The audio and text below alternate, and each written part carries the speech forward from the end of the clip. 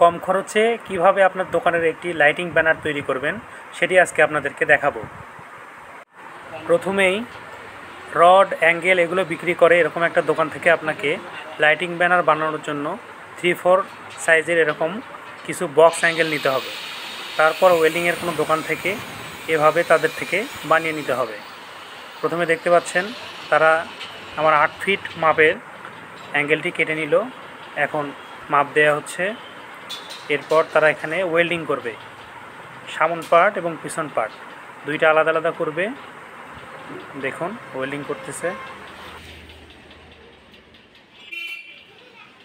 Lighting banner বানানো তেমন কঠিন কোনো কাজ নয়। যদি আপনি একটু শুধু টেকনিক খাটাতে পারেন তাহলে আপনি নিজেই বাসায় বানাতে পারবেন। দেখুন ওয়েল্ডিং দোকানে আমার পিছনের পার্টটি তৈরি করা হচ্ছে, ওয়েল্ডিং হচ্ছে। এখানে সামনের পার্টটি আগে তৈরি করে নিয়েছে। দুইটা এক জায়গায় করা হলো, মাঝখানে পার্টিশন দিয়ে এটাকে মজবুত করা হয়েছে। দেখতে পাচ্ছেন আপনারা। এটা দৈর্ঘ্য দেয়া আছে আপনার হাইটে 30 ইঞ্চি এবং প্রস্থতে দেয়া আছে 8 ফিট। এটা আমার নিজস্ব দোকানের জন্য ব্যবহার করা হবে। আমি নিজেই এটা বাসায় ফিটিং করব, সেটা আপনাদেরকে দেখাবো। ফ্রেমটি মোটামুটি কমপ্লিট হয়ে গেছে। এখন আমরা বাসায় নিয়ে যাব।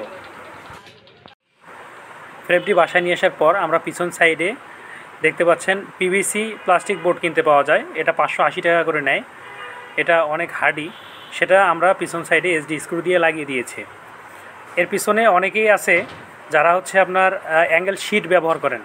পাতলা যে শিটগুলো কিনতে পাওয়া যায় দরজায় ব্যবহার করে, এই শিটগুলো অনেকে দেয়। তো আপনারা চাইলে সেটা দিতে পারেন, কিন্তু আমি অল্প খরচে করব বিধায় আমি প্লাস্টিকের এটা দিয়েছি যেন ওজনটাও কম হয়। সেজন্য আমি পিভিসি একটা প্লাস্টিক বোর্ড ব্যবহার করছি এবং মাপ মতো কেটে নিয়েছি। এটা কাটতেও অনেক সুবিধা আর কি। এন্টি কাটার দিয়ে কেটে নিয়েছি, নিয়ে এসডি স্ক্রু দিয়ে আমি লাগিয়ে দিয়েছি। তো আমাদের ফিটিং করা এদিকে মোটামুটি হয়ে গেছে। এবার আমরা ভিতরে লাইট সেট করতেছি। এখানে আপনার 4টি 20 ওয়াটের বাল্ব ব্যবহার করা হয়েছে, এলইডি বাল্ব। বাল্বগুলো ওয়ারিং করছি। বাল্বগুলো ওয়ারিং করে নেওয়া হচ্ছে। এটা এমনভাবে আপনাকে সেট করতে হবে যেন সব দিকে আলোটা সমানভাবে পড়ে। সব দিকে যেন আলোটা সমানভাবে পড়ে, লেখাগুলো যেন স্পষ্ট দেখা যায়, কোনো লেখার উপরে যেন আবছা বা ছায়া না পড়ে।